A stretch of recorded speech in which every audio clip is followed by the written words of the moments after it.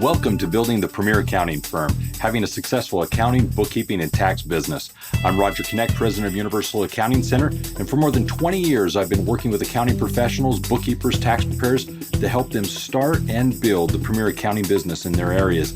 One of the things that I'm excited to do is share with you today some of the tips and tricks, some of the things that you need to be aware of, as this podcast is dedicated to helping you learn the very specific things that you need to be able to do to market and grow your business, as well as take on new clients offering quality services as an accounting professional to get paid what you're worth. This specific podcast episode is actually designed to help accounting professionals work confidently and competently to offer quality accounting services to get paid what they are worth. So I invite you to listen to the other episodes that we have, as well as subscribe to this podcast to get more updates as to what's now available. Today, we're excited to have Lisa Campbell on the show. She happens to be a certified professional bookkeeper turned profit strategist after turning her practice into a business that allows her the ability to serve her high-end clients' needs as a strategist rather than just a bookkeeper. A guest speaker on countless podcasts, webinars, and live training events, Lisa is actually the CEO of Profit First Professionals Canada and the Macrum Group, as well as Accelerate to Advisor. This is actually something that she's very passionate and excited about because she is also the head of Mentoring North America for Successful Bookkeepers. Lisa's actually guiding entrepreneurs and bookkeepers to skyrocket their confidence, cash flow, and freedom with money, mindset, and positioning tools that she uses to help her clients prosper exponentially. So, Lisa, welcome to the show today. Oh, thanks for having me, Roger. It's always great to talk to you. It is always a pleasure. You know, Lisa, each time we speak, I have to say it's just fun and exciting. So I know this is going to be another one of those, kind of fun experiences. But just to kind of catch everyone up, I know a lot about you, but let's just kind of introduce some of the people to your beginnings and what brought you, first of all, into the accounting profession. Oh my. Okay, so I got into the accounting profession because I was too cheap to hire a bookkeeper when I had my salon way back when I was an esthetician in the 90s.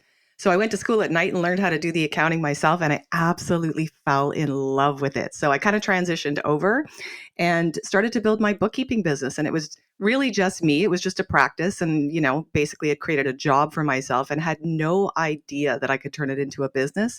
And so I kind of just rolled that out over time, and it just keeps growing and growing and changing, and we evolve in this journey, don't we? We certainly do. And one of the things that I love about your story is the fact that it's not traditional, and yet there are so many people that still can identify with it, because oftentimes it's not I'm going to college to become an accountant or bookkeeper. It's not that I'm in love with the profession because this is what I had a family member, a father, an uncle, an aunt, a sister do. It's something that you came to from the entrepreneur side. You came as a business owner experiencing the accounting model, let's say, and from your desire to understand it, you were drawn into it and found that this was a good fit, and in time evolved into having your own bookkeeping and accounting business.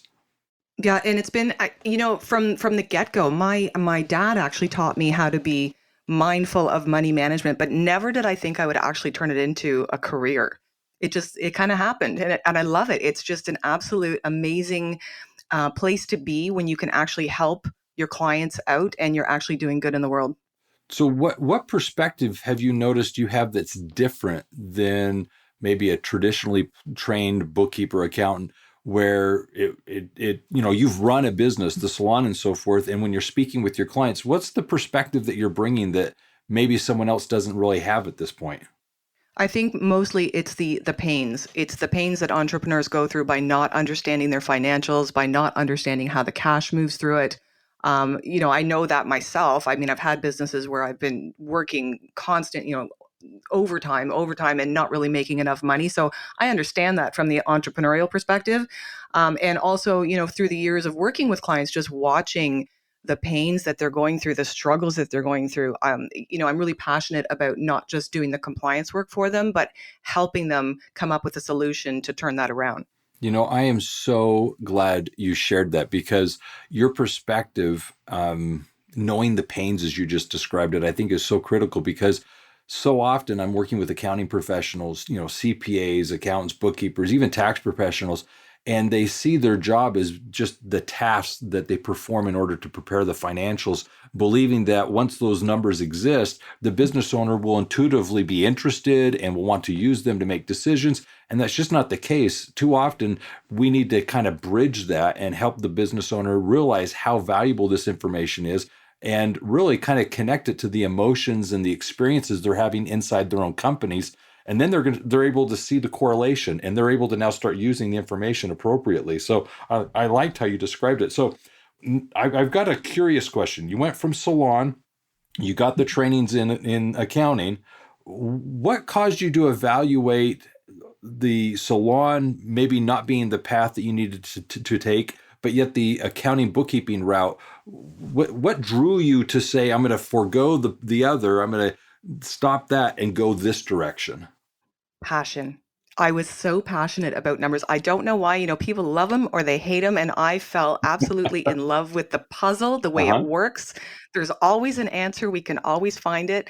And I don't know, I fell more in love with that aspect of it. And my brain works in a way that's very, not necessarily that it has to fit into this slot and that slot and that slot. It's just, it's more structured and more organized. Whereas when you're in a salon environment, it's very, it's gossipy and it's touchy-feely and it's not my thing.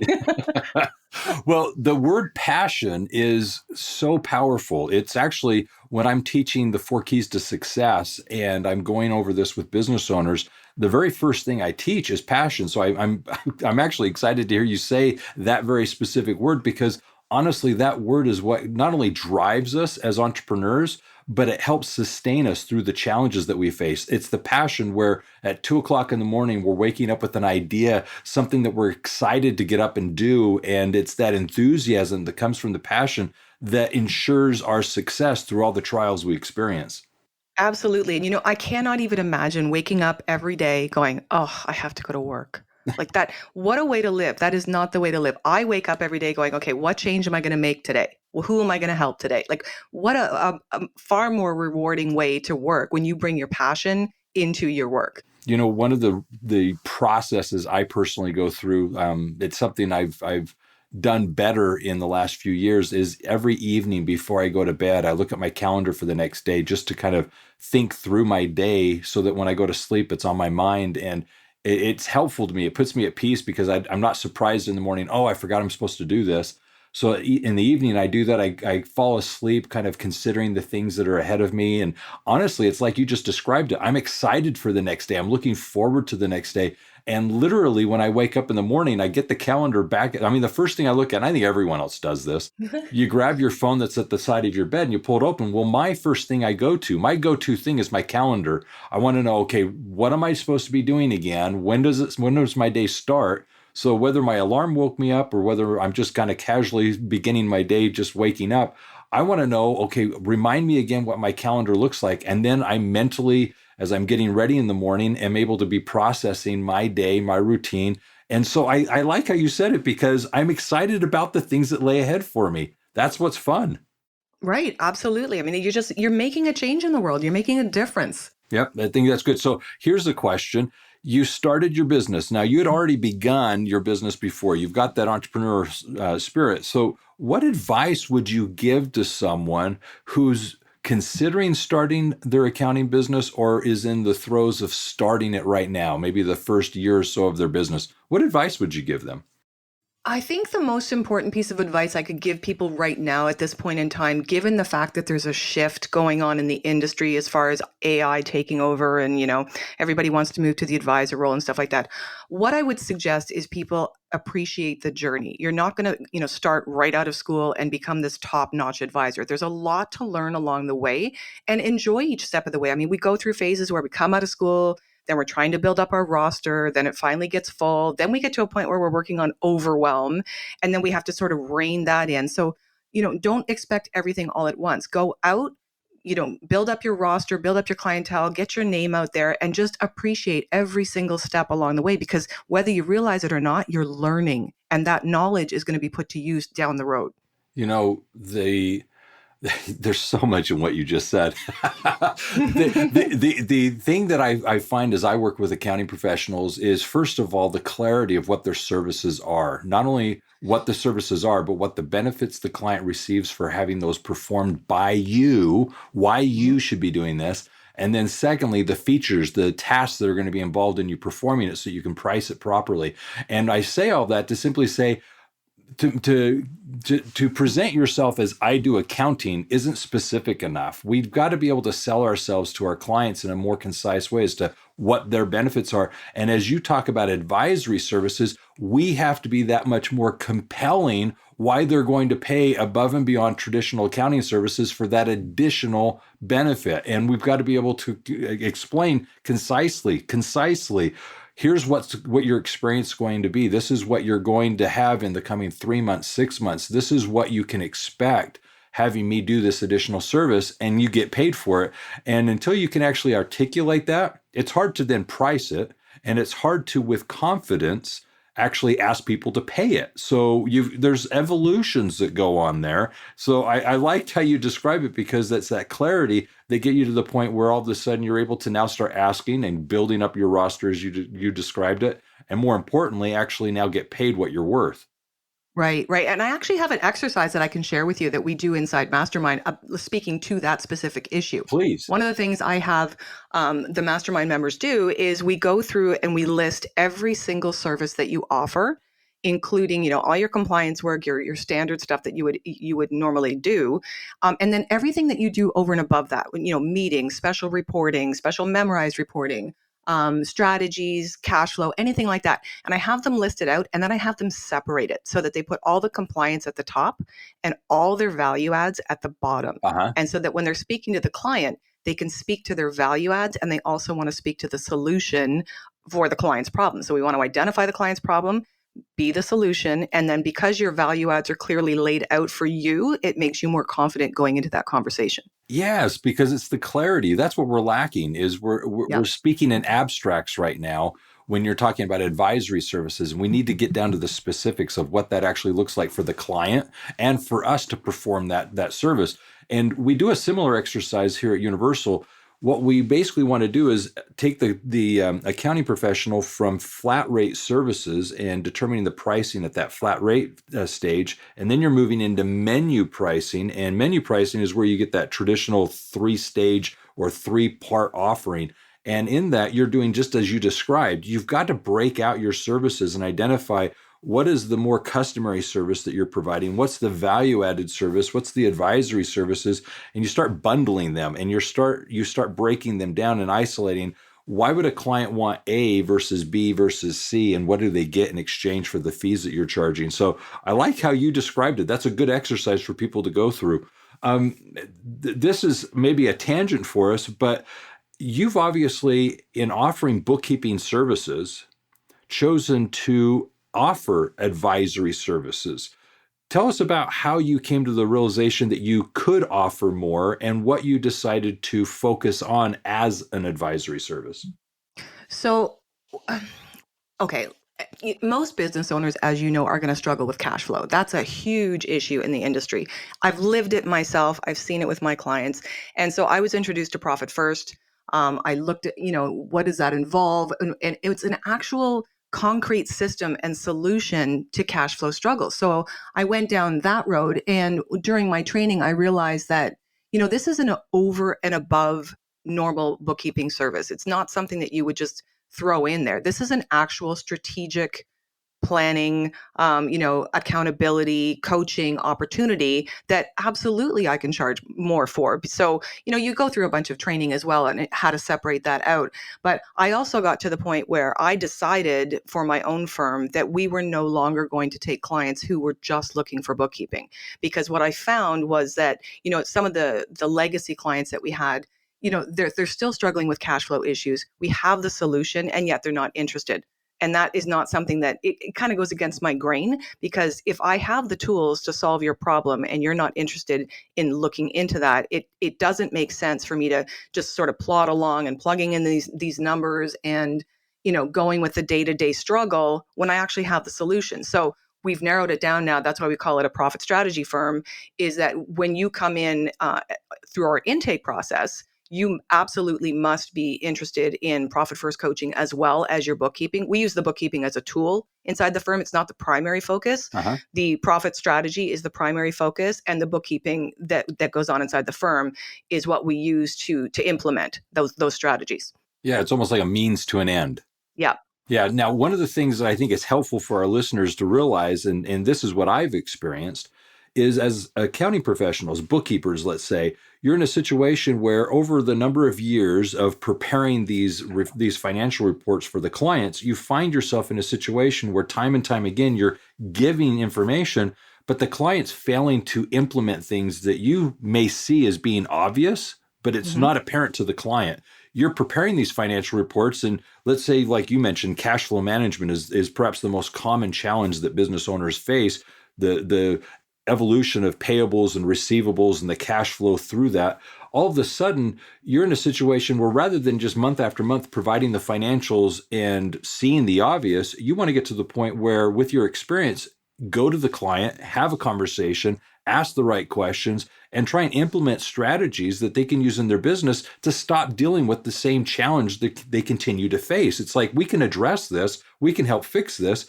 And I think the first thing is the accountant bookkeeper, through whatever experience they've had, they get to the realization that they can have a different relationship with their client. I can do more. I can help. The next thing is, once they've had that realization, they all of a sudden realize, I can, but I don't know how to bring this to the attention of the client. How do I have this conversation? How do I help them see me more than just as their bookkeeper, where I am able to ask the questions, they are interested in answering those and going through this exercise.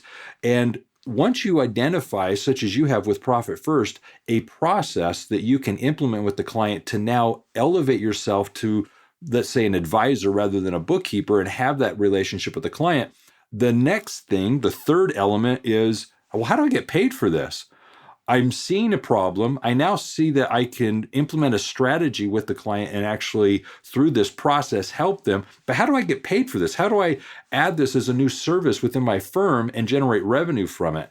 Once those three elements are brought together, you've got a new way of generating money in your company, offering a service that your clients are going to be willing to pay for. That's exciting. And how you describe Profit First, I think, is an excellent illustration of that. So let me just kind of dive into this.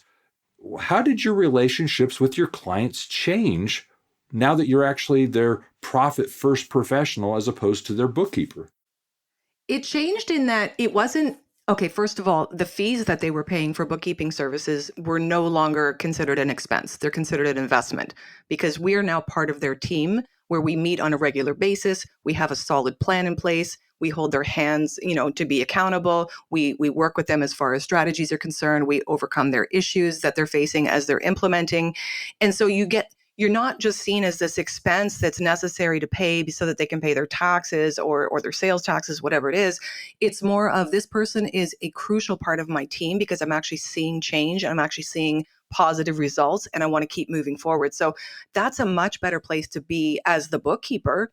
It's a much more rewarding place to be, where you're actually making change in this person's business, which then transcends down to their personal life, because as we know, one always affects the other, right? So you're just, overall, you're becoming more of a partner rather than a line item expense.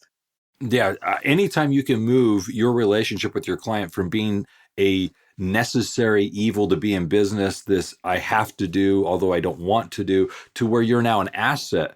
All of a sudden, you're now a contributor. You're part of the decision-making process. You're helping them navigate this minefield of running a business and avoid cash flow problems and so forth. All of a sudden, they want to talk to you. They need to talk to you, and they're willing to pay you because it's an investment, just like you said, in their business. So with that being said, I'm going to break away here for a quick moment about our sponsors, because I think this is a perfect time to bring up what we have to offer our listeners today. And this is kind of exciting. First of all, Lisa did mention cash flow. Cash flow is the most common challenge or problem facing business owners today. So today you can get a free copy of the book, Red to Black. It is the how-to guide for accounting professionals to help you actually work with your clients to help them move from red to black. It is the strategies you need to actually be their profit and growth expert and literally help them implement specific things that they can do to take their business to being in the black. I invite you now to actually get a copy of the book, Red to Black, and implement these strategies in your firm so that you can, in fact, help them as their advisor. Likewise, I want to offer you a free copy of the ebook Profit First by Mike Michalowicz. This is what Lisa and I are discussing here. It's the strategies used to literally make profit a priority in business. Basically, it's with the mission of eradicating entrepreneurial poverty and helping business owners realize that they are entitled to and should, in fact, be profitable and benefiting from it as such. Likewise, with this, Lisa has generously offered something that I think everyone here should consider. She has a program. It's the Accelerator Method Masterclass series. It's a 9-day free course that is offered to bookkeepers to help you literally transform your business and, in fact, implement some of the strategies that Lisa has used in her own bookkeeping business to elevate to this advisory status or relationship with her clients. It's creating effective systems within your business. And in the description of today's episode, you'll see the links that you need in order to get a copy of the book Red to Black, Red to Black, Profit First, and this 9-part series to participate in. Now, the last thing I want to do here is kind of transition into a discussion, Lisa, with you of how you're involved with Profit First in Canada. Tell us a little bit about that and how that came about. Well, Profit First is global. I mean, it started in the US and, it sort of branched out into different countries. And originally there were language issues, and that's why they sort of licensed out the certification rights to different countries. And in Canada, it's not necessarily a language barrier. Obviously, we all speak English, but we have different tax issues. We have different sales taxes. We have different compliance issues. And I think that overall, in general, when people are reading a book, but from an American author, and the organization is in the US, somehow they think that maybe the principles don't apply the same way as they do in Canada. So by bringing it more local, we're speaking on home turf to Canadian bookkeepers and accountants, but also to the Canadian entrepreneurs so that they know we understand their issues. And, even though the principles are basically the same, there are some nuances. So we just make it a little bit more perfect for the Canadian entrepreneurs. I love it. So this is something that this is near and dear to my heart for a number of reasons, but I'm going to kind of bridge this for our listeners to help understand this.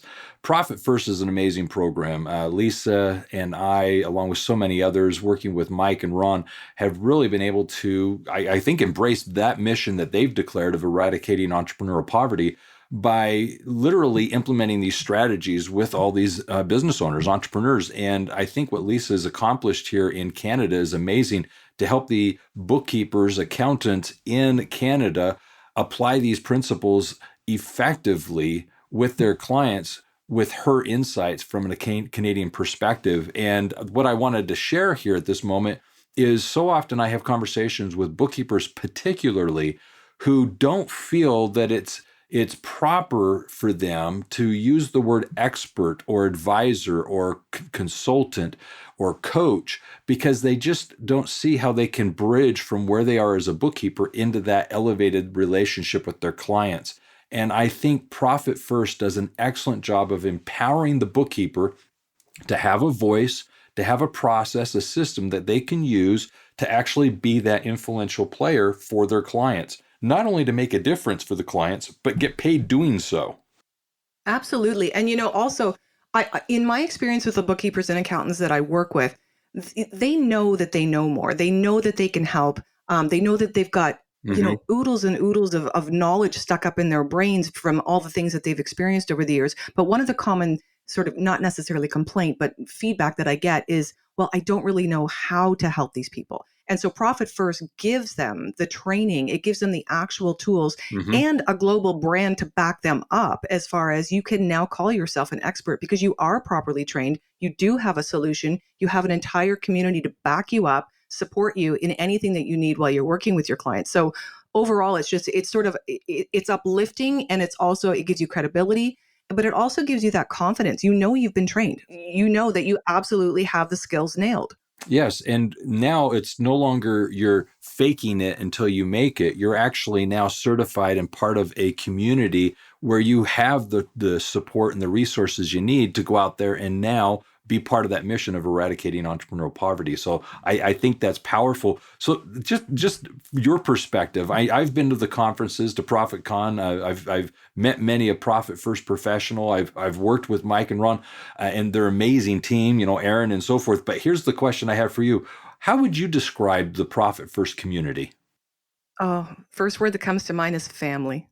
It Mm. is absolutely full of there's no what's the word I'm looking for? There's no sort of I'm better than you or you're not good enough or whatever. It's such a community of bookkeepers and accountants and coaches who are truly out there to do better, to make change, to elevate each other. There's no competition. It's a very collaborative experience. Any sort of help that you need, it is widely available. It's a difference. There's no, I think the no competition thing is the biggest thing that gets me, because I know that people coming up in the bookkeeping world are, they're very concerned about other people's rates and, if I share this information with that person, is it going to come back on me? You don't get any of that. It's all about let's build together. And Mike preaches that all the time. Yes. Build the community together so that we can help the entrepreneurs together, because nobody needs to live through cash suffering, right? So if we can elevate those entrepreneurs, the economy does better. You're doing better because you're making more money. The entrepreneur's doing better. It's just such a win-win that it's just, I don't know, it's a huge sense of family and camaraderie. Yeah, there's so much to be said about it because my point of view is simply this.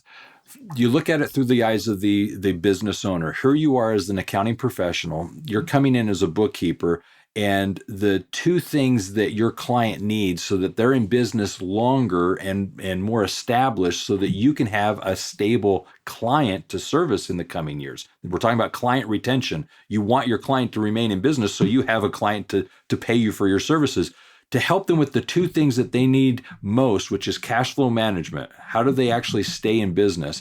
And then the second thing, which is they need benefits from being in business as the owner, and the profit is where they're getting that benefit. So if we can help them avoid the challenge that most of them face with cash flow management and make it worth their while to be in business as a business owner, being profitable now, all of a sudden you're ensuring your relationship with them. You've got the client relationship that you're hoping for. You're now a more integral part of that business's success. They see you as that trusted advisor.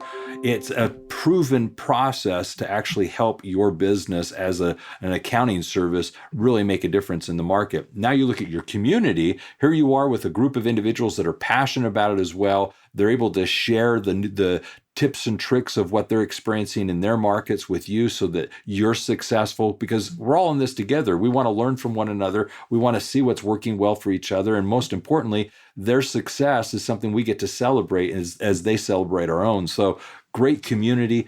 Now, here's something I'd like to kind of go off on a tangent with, Lisa. Okay. You've been doing this for a while. I think what you're doing is amazing. So I'm kind of curious, with regards to your legacy, what kind of impact do you feel looking forward, say 10, 20 years? What do you feel you're excited to leave behind as a mark? What is your legacy? I think that for me, right now, my biggest sort of word that I have to get out there is that everybody has value, and that stems from, my own story. But I've seen too many bookkeepers and accountants and business owners, for that matter, who feel undervalued. Nobody goes into business to be overworked, underpaid, devalued in any way, shape, or form. And money's not difficult. So I'm trying to bridge the gap between business owners that are struggling to understand that they don't have to struggle that way. And then I'm trying to bring them together with the appropriate bookkeepers and accountants who are the ones who are closest to the numbers, to be able to show those entrepreneurs, the solution to their problem. So marrying the two together is my primary goal, because it works. It absolutely works. There's no need for anyone to suffer. Everybody realizes their own value, including the business owner. Everybody realizes the financial freedom that they went into business for in the first place, and it's just an overall win. So that to me is what is super super important, and for first and foremost in my brain right now. So 20 years from now, I'm hoping that's still going on.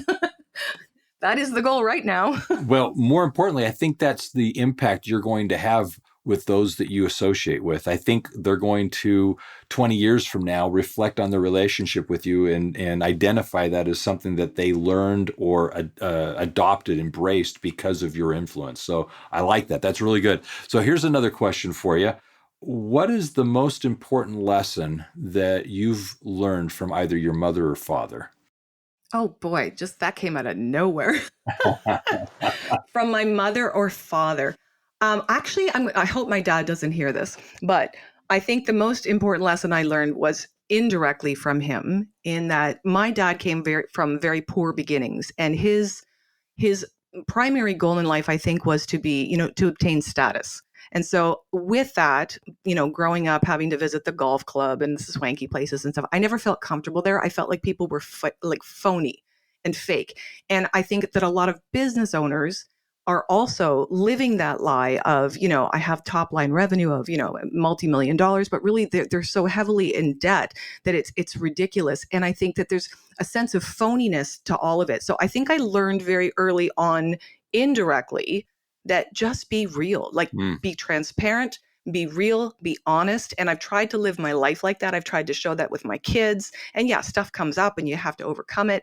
But just the reality and what's the word I'm looking for? Authenticity. That's it. Yeah. It be authentic. And that was difficult for me as well, because obviously in a lot of what I do, I have to get my story out there. So my story is authentic, but it's very hard to put that out there in the very beginning. But you learn how to do that. And I find that, anyone in business, if you can bring your own element of your story, your past, your history into your passion and what you're trying to provide for your clients, I think that just, it makes you so much more real, and it makes things so much better all around.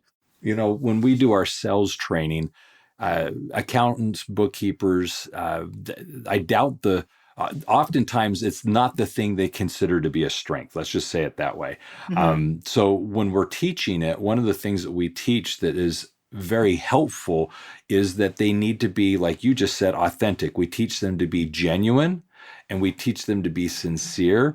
And with that, you teach the element of listening. Just be genuinely curious about your client. Be interested in why they got into business. Be interested in why they offer the product or service that they do, why it's uniquely different or better than their competition. Just have that authentic, genuine interest or curiosity in your clients, and it takes you so much to a different level, because they'll sense the genuineness of that. They'll actually experience from you your curiosity in a way that they don't see it in other people as they're interacting, and that is something that can help as you're beginning your relationships with these business owners. And so I liked how you described authenticity. That was well said. So here, go ahead. You were going to say something. Oh, I was just going to add to that the other thing that you want to consider when you're being authentic and you're learning those listening skills is that you want to make it all about them. It has to be all about the client. It can't be about you and what you've accomplished and how credentialed you are. It's got to be about them and how you're going to solve their problem. Yeah, it is. And I think for a salesperson, that's a very challenging thing to listen more than you're talking. So that is good advice. Thank you. Here's the next one. I want you to think for a moment about your best friend. Consider your best friend and answer this question. Why are they your best friend? Oh boy. Okay. So we have a running joke amongst the friends that, the real friends are the ones that when you go shopping, you say, does my butt look big in these pants? They're the ones that are going to say yes. so no. Okay. My best friend, I would say she is my best friend because I know that under any circumstances, I will get the truth.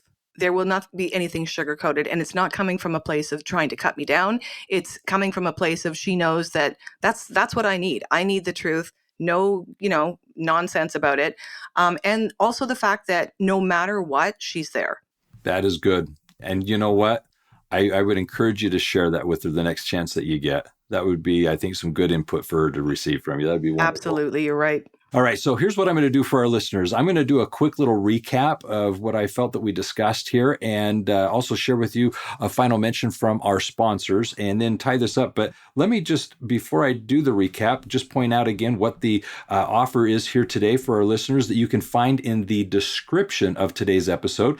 It's first and foremost the offering to get a copy of the ebook Red to Black. It's the how-to guide for accounting professionals to actually help your clients go from red to black, where you're their guide, implementing specific strategies and processes to ensure that transition. The second happens to be a copy of the book Profit First by Mike Michalowicz. With this, you'll actually understand a lot of what we were discussing today, Lisa and I, regarding becoming a profit first professional. With that, you'll actually see how you can implement within your firm specific processes and strategies with your clients to be, in fact, their trusted advisor, and more importantly, help them make profit a priority in their business and see you, in fact, as that advisor where you're paid for your services above and beyond the quality accounting services that you may already be offering. The other that I'd like to invite you to take advantage of is Lisa's Accelerator Method Mastery class series. It's the 9-day free course that she's providing to help bookkeepers implement these strategies that she's had success with in her own bookkeeping business to actually elevate her firm and offer quality services with confidence. And in addition to this, if you're interested in becoming a profit first professional, we'll provide information there as to the program in Canada, specifically for Canadians, to see how they can implement these strategies confidently as she helps them master them, as well as information about how you elsewhere around the world can become a profit first professional. So definitely check that out. As a quick recap of today's discussion, one of the things that I think is powerful is Lisa's evolution from being an entrepreneur to embracing bookkeeping as it is and literally finding her passion to become a bookkeeping service. There are individuals out there that don't have a traditional education experience leading them to becoming a bookkeeper. She was drawn to it by passion, and in such created a phenomenal business, and at a certain point realized that she could even do so much more for her clients, offering now advisory services, and how she embraced the Profit First program to literally do just that. In addition, she gave some great advice about how we can transition to offer these services with our clients, getting the permission and really figuring out what it is that our clients receive and how to best price those services. I thought that was an excellent insight. And then lastly, she shared, I think, something very important. When it comes to our legacies, we always have to keep in mind we are impacting and influencing people around us. We are leaving a legacy each day that we live. And as we live with purpose and intent, we can actually have our own priorities as to how we want to be seen by the world in the coming years and create our own legacies. And I like what the legacy Lisa is sharing. So with that, I invite you to obviously listen to our other episodes as well as subscribe to this podcast. And for more information on how you can apply these principles in your business, visit us at universalaccountingschool.com or give us a phone call at 801-265-3777. And always remember this, if it's about accounting, it is universal. Take care and have a great day.